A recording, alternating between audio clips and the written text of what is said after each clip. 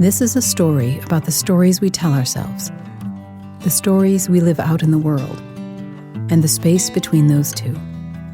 It's about how we love, how we lose, and how we recover, or not, through the stories we make up in our heads. I'm Robin Rice, and this is also my story. Chapter 30. Healing Magic. Science describes energy as the ability to do stuff, move stuff, change stuff, transform stuff. Heat, light, motion, gravity pulls down, steam engines chug-chug forward. There is potential or stored energy, but also kinetic or working energy, converted energy too. Renewable and non-renewable, primary or secondary. Science has its fingers all over our energy explanations. But how much do we actually know about the origins of the energy of life? Where's the generator that started this whole shebang? And what about black holes? When does string theory run out of string? Explain it to me like I'm 5. Energy is too pure to be a story, but we make up all kinds of stories about it. Most often, living as we do with energy always on tap, we only notice it when we have run low or out. I don't have energy for that. What a waste of energy. That person sure requires a lot of energy.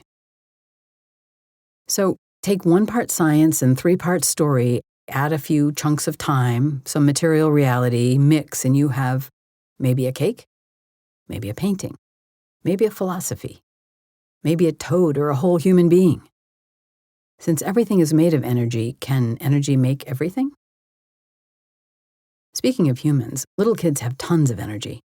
It runs through them cleanly, morning to night. They cry with conviction, play with passion, say no like they mean it, even if they don't. Young animals, too. Ever see a baby lamb jumping through hillsides? Ever see their moms slowly grazing below, taking it all in stride? If those mamas could roll their eyes, I'm sure they would. Exercise takes energy and builds muscle, which burns more energy than fat. Vicious cycle, that one.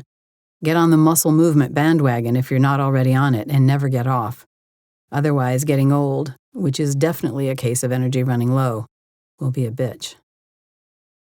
Money is energy. The more you make, the more you can make. Takes money to make money. Which means even economically, you need momentum on your side. Another tip to take into your old age, hopefully long before you get there. Sex takes energy and creates energy, and with enough thrust, or was it combustion, new people. Not surprising, the drive for sex is hardwired into us. Can't have humanity running out of new generations, now can we? But what is the source of energy beyond the food for fuel idea? What energy creates, for example, synchronicity? What force fuels magic? The kind that arrives even after the 5 senses world has been exhausted. What propels the soul? What lifts the spirit? What fuels creativity, imagination, fantasy, dreams? What energy powers choice? This direction versus that one. How do we prime those pumps? Mate with that material. And what about love? No, really, I'm asking. What about love as a fuel so critical babies die without it? We call it failure to thrive, but is it really just the failure to be loved? And why do some of us who have histories with no love go on to thrive anyway, while others do not? I've thought about that one a lot. What energy did I survive on? Maybe you will come up with a better set of energy answers than me, but I'm stuck at energy's a mystery. One to marvel at, not pick apart like a broken toaster oven we can't diagnose. All I can say for reasonably sure is that when it comes to us people, we are moving energy. So energy that is stuck or interrupted harms us, and energy that stops kills. What then, and this is my point, is healing? I mean, what heals stuck or interrupted energy? What stops an energy from stopping? what keeps the human pilot light from going out? In particular, what did it mean for someone who could supposedly heal just by thinking? It was an important question, especially now that love had brought me more energy than I could have imagined, and often, far more than I could use.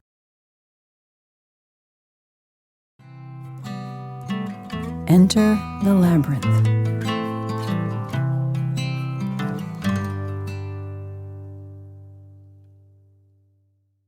With love backing me up day after day, I entered my early 40s with energy. So much. Boundless, supportive, encouraging, sexual, sensual, beautiful. The kind that makes you believe you can do anything. The kind that makes you try. In my case, I wanted to do everything as fast as possible. Why not? I had a world to change, at least my corner of it. A sleeping giant to put to good use, even though I still had no idea what that meant. Writing books was great, but the process was long and the impact, at least so far, too small for my expectations. I needed to do more. Teaching made the most sense, though something in me cringed at being called a teacher, and especially a spiritual teacher. I wasn't feeling like a fraud. It was just that it set off that long flowing hair and white gauzy dress resistance in me. Then there was healing, always in the background, a thought and an urge, but even more a question. As a practicing shaman, I was in the business of healing. Even so, I knew I wasn't using all of my gifts. Just didn't know why or how I might change that. As with everything I created, all I could do was have a new idea, follow it, then another, and then follow that one. The guides were no help. I'd ask what to teach, and they'd say, "Doesn't matter, just teach." I'd ask what book to write next. "Doesn't matter, just write." I'd ask which travel trip to create or social change project to undertake, and you guessed it, didn't matter. So I did it all. But still, this healing thing was bugging me. I rarely told anyone about healing just by thinking. I'd do it quietly here and there. I was aware I didn't need the shamanic journey or session, that I could just intend the healing, but that my client needed the whole rigmarole in order to accept it into their psyche. That was actually true. But me, a healer straight on? I sure wasn't going to go public with that. If I did, and I was good in a repeatable and reliable way, wouldn't people line up around the block? The idea of the John of God types made me shudder. Rightly so. Anyway, I didn't think we collectively had it right about healing. As I was seeing it, it was always about taking something broken and fixing it. But I didn't feel broken, not anymore. And I had seen that everything was perfect, at least from the greatest, most high perspective. I didn't see others as broken either. It seemed a paltry place to live, hanging out with old memories that hurt us, trying to find something in our human experience to heal so that we could get all we wanted and let that add up to what? Happiness? Balance? Resilience? Progress? I didn't know. But my mandate, at least according to David Davis, was to tap into my potential to heal just by thinking. What did that mean? What did that mean? Even if I wasn't going to get a guru teacher, I needed support. I finally found some in Arnold Mindell, founder of Process Work and author of one of my favorite shamanic books, The Shaman's Body. Even though Arnie was never a shaman, he got it. Truly, he got it. We met once and he said, "I know you." I said, "No, we haven't met." He looked away, looked back and said, "No, I know you." I laughed and said he was right. He was fully booked for private work, so he suggested his wife, Amy. Amy was also booked, but she said she had a feeling about their most long-standing process worker and teacher, Salome Schwartz. Bingo. That's where I was meant to land. I knew it instantly, and so did she.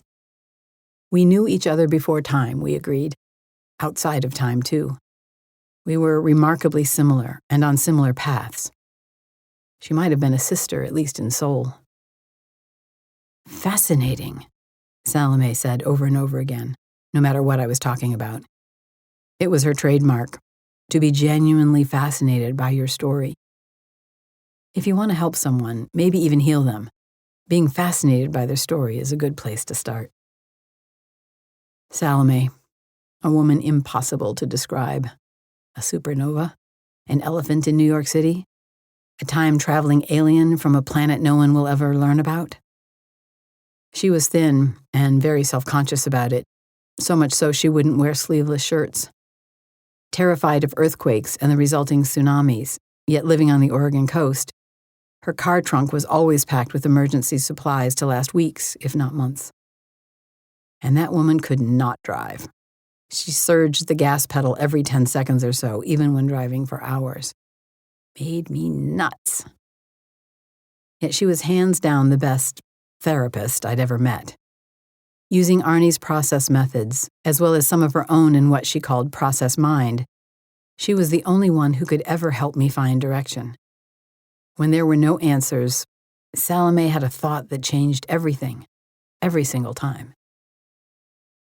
We worked together for only a few months before she stopped and asked if we could trade work instead.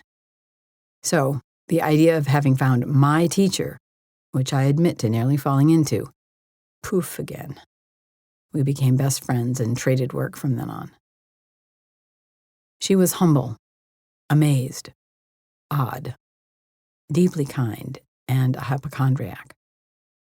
She understood the subtle, the mysterious, and that it would always be subtle and mysterious. She lived in wonder and terror in equal measure. Salome knew about helping others in a way I needed to learn, by being amazed, letting things rise, letting ideas flirt from the peripheral vision, never taking things straight on. She talked about the deepest things, things that could not be spoken about directly or full on. The conceptless universe, the dream behind the dream, the background intelligence that moves us and allows us to be in touch with life in much more meaningful ways. She lived this night after night as she traveled in her sleeplessness to realms upon realms. Each day was only endured until the night could free her. Some days, I know, were pure torture to her highly, highly sensitive self. Our conversations always started with, "How are you?" And she'd say, "Well, you know, terrible, but it's okay. It's only terrible in the foreground. The background is just fine. It's always just fine." And then she'd tell me about her garden and her sweet dog Junie, and about how the mail was piling up. I was fortunate to help her work through things from a shamanic standpoint. That view could help her touch her mail, which was full of checks and cash she needed, but which she was afraid to open for the overwhelm she would feel. I would hold the overwhelm while she reached for the mail with one hand, a small whale I had given her in the other. This meant the mail could take hours, but it was okay. We had hours for each other. Salome was younger than me by a few years, and after 2 important but discontinued relationships, she was often profoundly lonely. Without someone to make her feel special, I decided that was my job. From small gifts, she loved tiny things, animal things, tree things, to poetry written just for her, I made sure she felt special on a regular basis. I loved it as much as she did. One year, I wrote a poem and had it read at the same time as flowers were delivered to her mid-teaching at a large workshop, so that everyone could celebrate her with me. I was on the other side of the country, but my plan went perfectly. Our work worlds didn't cross very often, and so most people there had never heard of me, but everyone agreed that day that we were a very good dream. Another year, I created a page for her on social media for her birthday, something she would never have done for herself, being completely technologically intimidated. I invited everyone to the Salome We Are Glad You Were Born page and requested poems and pictures and greetings from those who knew her through my teaching. A man named Phil posted the most stunning photos, just a few scenes from around my house here in County Leitrim, Ireland. Now you can travel the world without moving from your seat. How cool is that? Love and hugs to you, Salome, and thank you.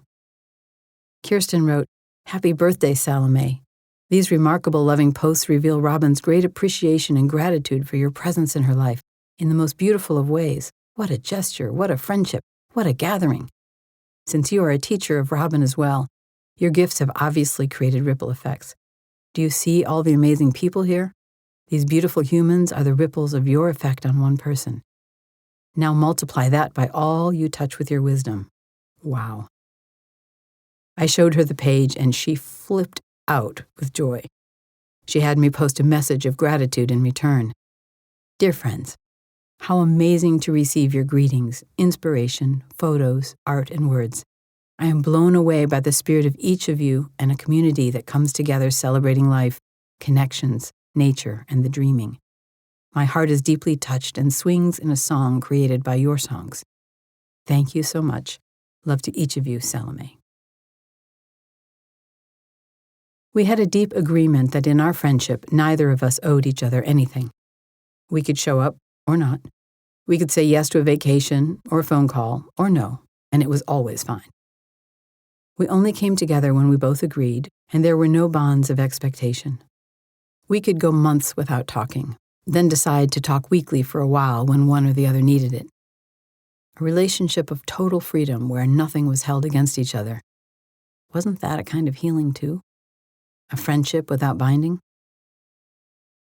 The work she brought to me was important, valuable, usually in contradiction to what I might have expected, and always right on time. One time, feeling all spiritual, I told her I wanted to try to fast from eating. With my history of beauty and body image troubles, she was immediately wary. Never one to pull punches. Robin, I think you are trying to diet but making it look spiritual, she said in that beautiful Swiss-German accent. I only wish I could mimic it here.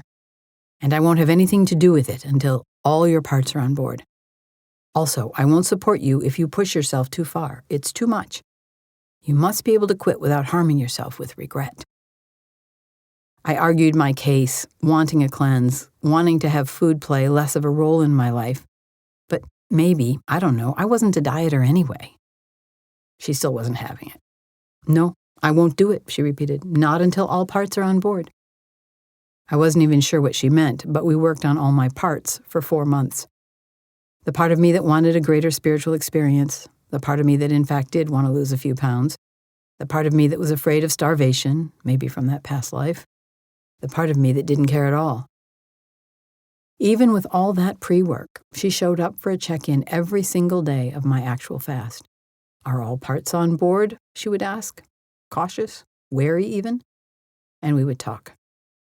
The fasting gave me less than the process did, and far less than the fierce protection she brought, which I'd had little of as a child. That's Salome for you.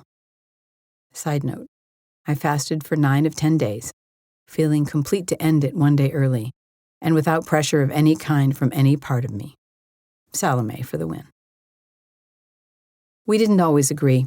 She was fascinated by my dream teachers, but insisted there were no junk dreams.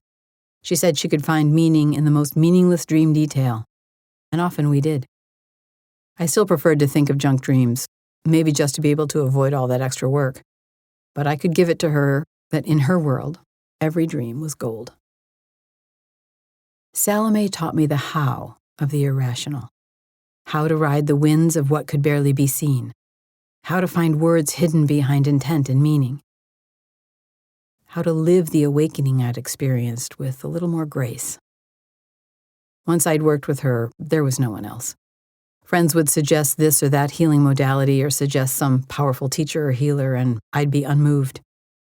If it wasn't in the quantum field with Salome, any work offered to me would be too small. Our work on me would always go something like this. I'm thinking about healing and what it really is, Salome. Well, it's a mystery, isn't it? It's something that happens in the background of the universe. I'm interested in why you would ask.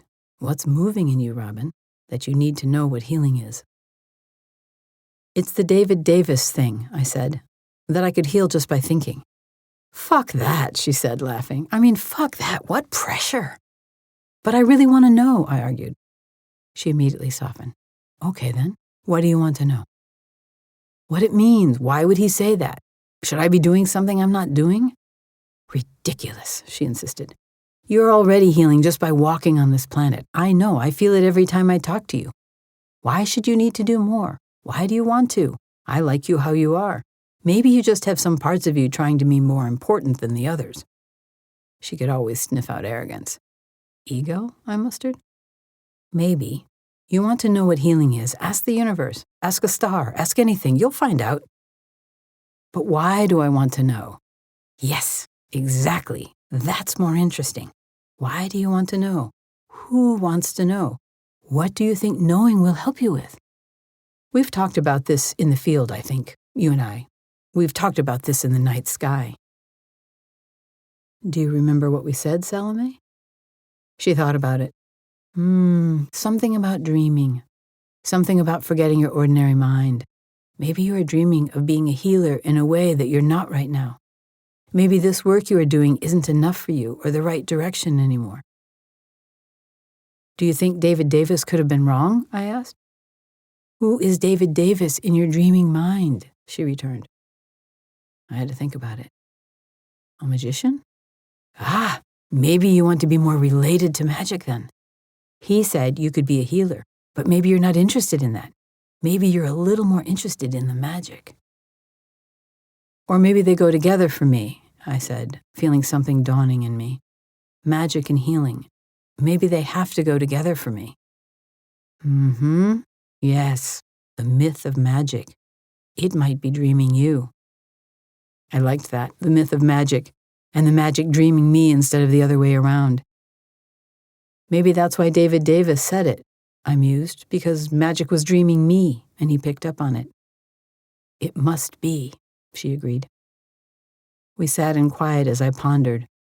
Salome was a genius at waiting for the right moment to jump back into the stream of talking. What is the deepest vision behind you being a healer? She finally said. That vision that magic is giving you. Magic is healing, and healing is magic, I said, not knowing exactly where that came from. But there is something to do with energy, too. Energy moving heals. Maybe magic is energy moving. Maybe energy moving is magic. And we have forgotten how miraculous that is? Fascinating, she said. But how do you get magic to move? I wondered. See if anything flirts with you, catches your eye. I let my eyes roam softly around the room. My alchemy book, the emerald tablet. What does it say? She asked. I thought of opening to a page in the book, but I already had an answer. Energy moves along the axis mundi, the pole from the high to the low. She said. Healing is being able to rise from the mundane to the heavens and back again at will, along the pole of existence revealed by alchemy. Energy flowing freely to meet any situation wherever it needs to be met, and us able to flow freely to follow it. Fascinating, she said again. Thank you, Salome. I got what I needed today, I said, because I had. With Salome, I didn't ever get all the answers, but I always got better questions. I made connections to my own deeper self. I discovered more helpful directions to further contemplate. And that, at least for me, was healing.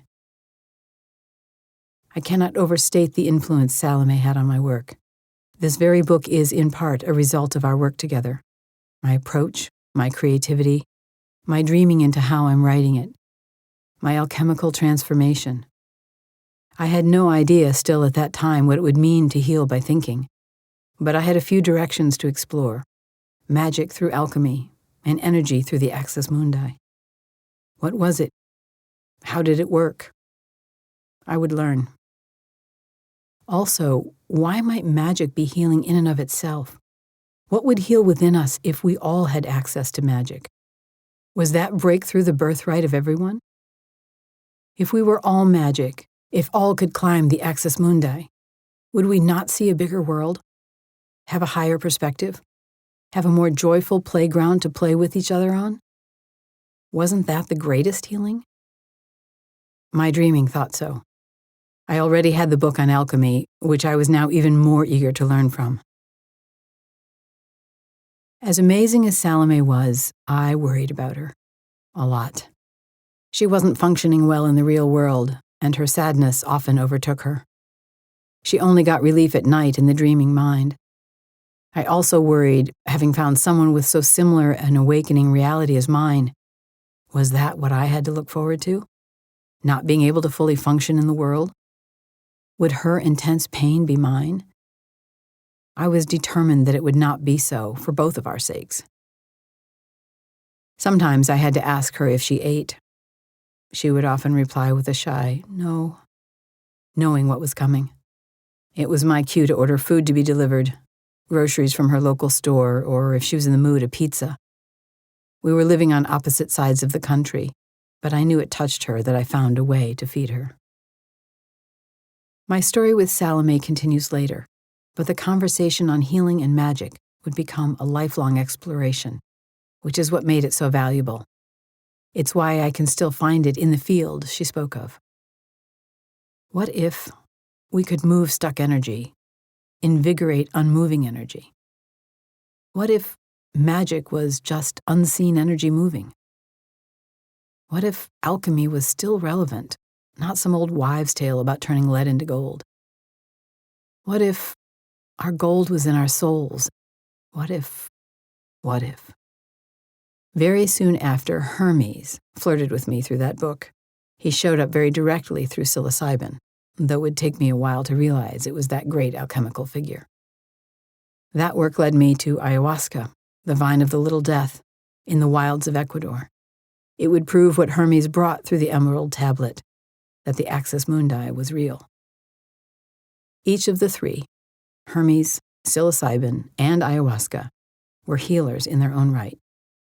Each one had a particular brand of magic, and most fascinating to me, each offered a path that healed through the brain. So, in a way, maybe, just by thinking.